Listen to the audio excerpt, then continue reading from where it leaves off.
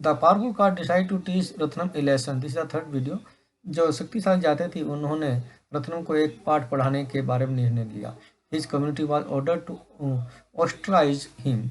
उसके जो समुदाय थे उन्होंने उसको इस प्रकार से ऑस्ट्राइज अर्थात बहिष्कृत करने के बारे में मन बनाया एंड और उसके परिवार को। And everyone was told that no one should speak. और उस प्रत्येक उस व्यक्ति को जो इस प्रकार से नहीं बोलेगा या किसी को नहीं बोलना चाहिए, डू एनी वर्क और इस प्रकार से कोई कार्य नहीं करना चाहिए फॉर देम उनके लिए और विद देम या उनके साथ। One might someone entered their part of the villages. One might some man entered their part of the villages. और एक रात को कुछ व्यक्ति उसके गांव में घुस आए and set his out hut on fire. और उसके झोपड़ी को आग लगा दी। He manage to escape with his mother. वो अपनी माता को बचाने का उसने प्रबंध किया। Ratnam then went to a file a case. तब रत्नम ने एक मुकदमा स्थानीय पुलिस में दर्ज कराया under the scheduled caste and the scheduled tribes act. अनुसूचित जाति जनजाति कानून के अंतर्गत अदर दलित फैमिली जो अन्य दूसरे दलित परिवार थे still did not came out in his support. उसके समर्थन में बाहर नहीं आए। अजात उन्होंने उसका समर्थन नहीं किया।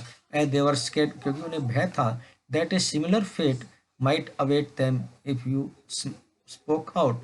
कि इसी प्रकार का उन्हें विश्वास था कि वे अवश्य ही यदि वो बोलेंगे तो वो उन्हें बाहर कर दिया जाएगा। The case was picked up by the local media. स्थानीय समाचार संचार के माध्यम से उन्होंने इस केस को उछाला। That led to many journalist visiting the village. और बहुत से पत्रकारों ने गांव की यात्रा किया था, गांव में आए। Ratnam was return about as a symbol of Dalit action. और दलित कार्य के चिन्ह के रूप में रत्नम के बारे में लिखा गया। The retail was called off. इस अनुष्ठान को वापस ले लिया गया बट इस फैमिली वाज फोर्स। परंतु उसके परिवार पर दबाव डाला गया टू मूव आउट कि वो वहाँ से चली जाए।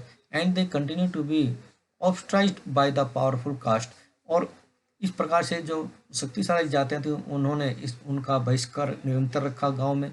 The schedule caste and the schedule tribes act 1989 1989 का अनुसूचित जाति जनजाति कानून। Ratnam sought the support of law. Ratnam को कानून का सहारा प्राप्त हुआ।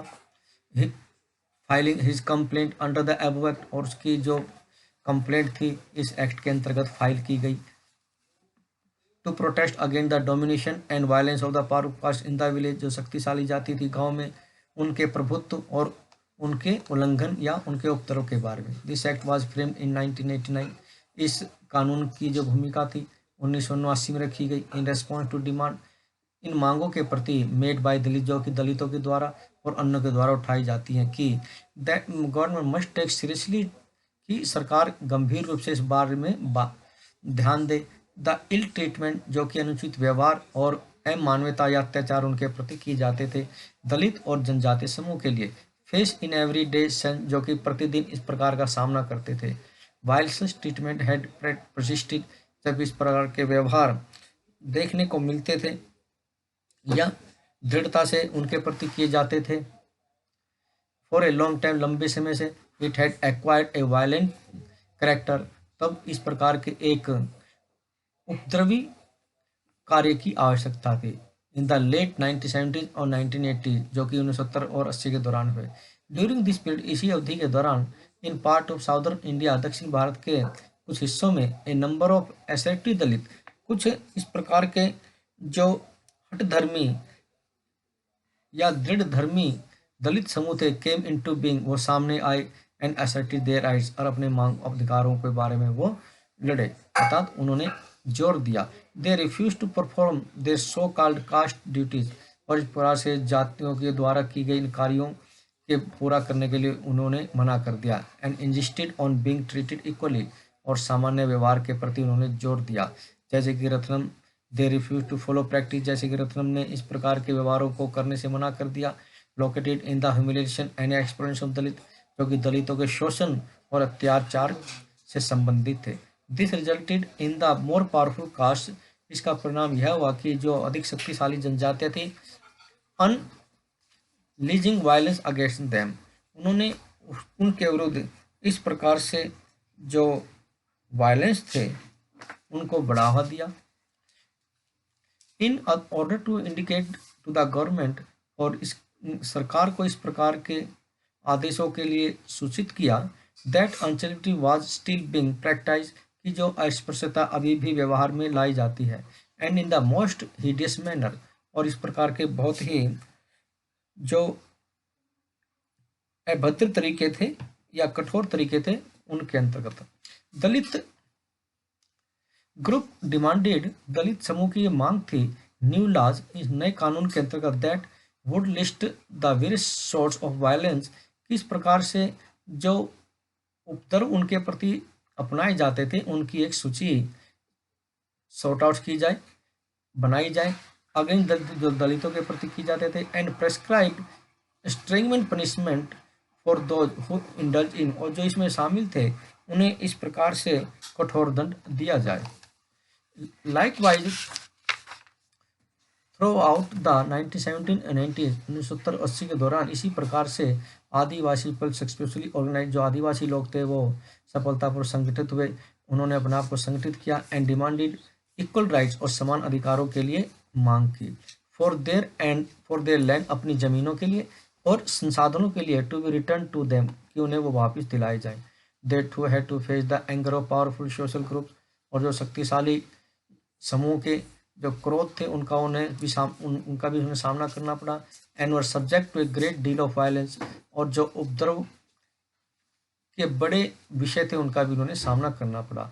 दिस इज भाई ऐसा इसलिए था क्योंकि this act contains a very long list of crimes, इस सूची में अपराधों की एक बहुत लंबी सूची थी, some of which are too horrible, इनमें से कुछ बहुत ही डरे हुए थे, इवन टू कंटेम्पलेट, यहाँ तक कि वो इस प्रकार से जो ये कानून था उसको वो सोच विचार कर रहे थे, इस बारे में सोच विचार कर रहे थे, but also the act does not only describe terrible crime, ये जो कानून था न केवल इस प्रकार के भयावह अपराधियों के बारे में वर्णन करता था, बट आल्सो लेट्स पीपल, परंतु लोगों को इस बारे में जागरूक भी करता था, what dreadful deeds human being are capable, कि किस प्रकार से लोग इस बारे में और अधिक ड्रेडफुल मीन्स अर्थात बेकार से डर रहे हैं। इन दिस सेंस, इस प्रकार से law such this seek to both punish, जो कानून है दोनों प्रकार से उनको सजा देता है, and as well as influence, और प्रभावित करता है, द वे वी थिंक, उन तरीकों के बारे में जिन्हें हम सोचते हैं और उनके अनुसार हम कार्य करते हैं। The act discriminate several levels of crimes, ये जो कानून है बहुत से अपराधों के अंतर्गत अंतर करता है। पहला, it list modes of humiliation, या कुछ ऐसे अत्याचारों की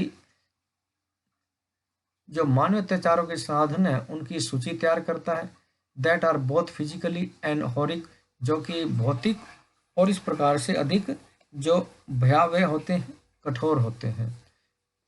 मोरल रिस्पेंसिबल, और जो कि नैतिक रूप से दंडनीय होते हैं या निंदनीय होते हैं, एंड सिक्स टू पनिश, और उनको इस प्रकार दंड प्रदान करता है, those who force A member of scheduled caste और शेड्यूल्ड ट्राइब, जो कि मजबूरन अनुसूचित जाति और जनजाति के लोगों को टू ड्रिंक, पीने के लिए और खाने के लिए, एनी एडिबल और ऑब्नोक्सियस सब्सटेंस, इसी प्रकार के कुछ जो खराब पदार्थ हैं उनको। थर्ड है फोर्सिबली रिमूव टू क्लॉथ, और जो कि मजबूरन उनके कपड़ों को साफ करने के लिए कहते हैं, from the person of A member of A scheduled caste और शेड्यूल्ड ट्राइब, जो किसी विशेष जनजाति और अनुसूचित जनजाति के होते हैं। और पैराडिसिम मीन्स जो इस प्रकार से उनके प्रति दुर्व्यवहार करते हैं, और हर नेक्ड, या उनको इस प्रकार से गर्दन झुकाने के लिए, और विद पेंटेड फोर्स या ओके स्टैंड थैंक यू,